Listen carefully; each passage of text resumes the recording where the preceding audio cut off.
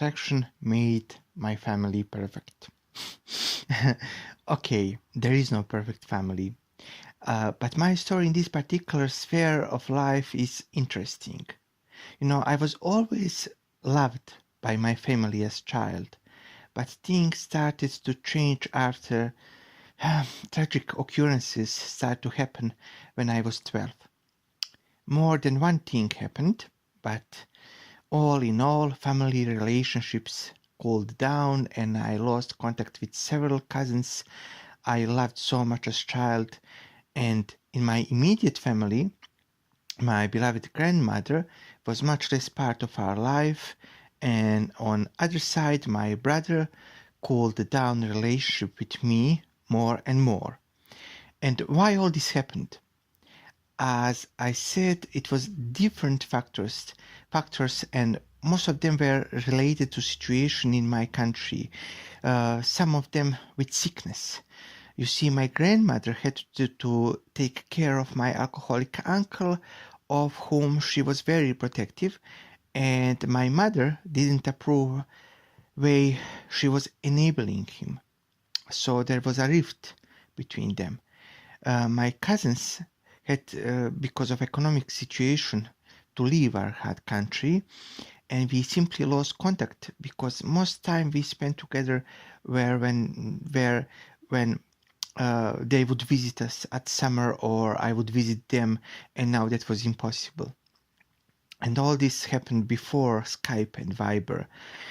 And when you lose contact with someone, it's not that easy to re-establish it. My brother, on his side, was a very cool person who wasn't very much happy with me because at the time I was too obese, too short, had not so good grades, and was without much friends. I was simply disappointment to him, and I have no problem to say that he was ashamed of me. So that was my situation. I must say that I wasn't at the time so much hurt or troubled with all of this, because I had so many personal problems to deal with. I missed my grandmother most, and I knew if she had time that she would find a way to be more in contact with me. On other side, I missed all my cousins, but I learned to live without them, and when I understood that my brother is simply not interested in having respectful relationship with me, I simply cooled down my affectionate approach to him. I never called him. I avoided his calls as much as possible. I allowed myself to cut short conversation with him if I was made to feel less than, and I simply acted with cold respect to him, but without any kind of passive-aggressive behavior. I simply acted as a reasonable but remote individual around him. As my relationship with my grandmother was priority, I used law of attraction to visualize happy moments of my childhood with her, and also try to visualize my uncle happy and healthy. I must say that this was sporadic but also easy because I had a treasure of happy moments and memories with my grandmother. First thing that happened was that she and I bonded over my uncle's condition. She was unsatisfied with him, of course, but unable to do anything. And everybody were always ready to attack him because of his irresponsibility, so she would feel urged to defend him. I, in fact, simply decided not to do that, to attack him, and she was able to vent her frustration with him to me without fear that I would tell her, "I told you so," or something like that. Very soon, my uncle had reached the point when he had to be hospitalized, not because of alcoholism, but because of other condition that was practically created by his alcoholism. He spent more than few months in hospital where he sobered up and never to start drinking again. Also in that time I was able to visit my grandma more and more, and we bonded and created same relationship we had when I was a child. Same affections, same little games and our little ceremonies, and this lasted for next 16 years until my grandma passed away in her sleep. And I am grateful for any day of that 16 years. But situation with other members of family was different, and I renewed this relationship through law of attraction but accidentally. After I had my grandma and at the same time I had already a lot of very supportive friends, I didn't need other relationship, and they never truly came to my mind. I was over my relationship with my brother, and my cousins already had life of their own. We were not in contacts for several years, etc. But something happened, and that was before I met my friend who helped me with my depression, so I still had bouts of depression from time to time. That year, I had feeling that depression was coming back. Don't ask me why, don't ask me what symptoms I had, it was just obvious to me that it was coming back, and I didn't know what to do. Smart person would go to psychiatrist, but I wasn't smart at the time, so I tried to fight depression before it came in full force by imagining that I have all that I want. So I tried to use law of attraction and positive thinking and positive visualizations. And one of the things I imagined was perfect, supportive, wide family.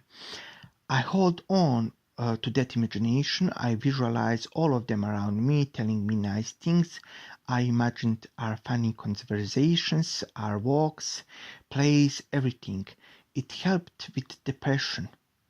I believe it never came. Was it false alarm or I truly defended myself? I don't know to this day. But what I do know that is that visualization changed things in the way I never could fathom. First, my favorite cousins, two of them, in a matter of several months after years of silence, reconnected with me. I was even forced to visit them, although I hate to travel. That connection now, several years after, is still going. They are part of my best friends group. They are part of my life, and I'm so happy to have them in my life. In one case, one of them simply called me to see what is happening with me.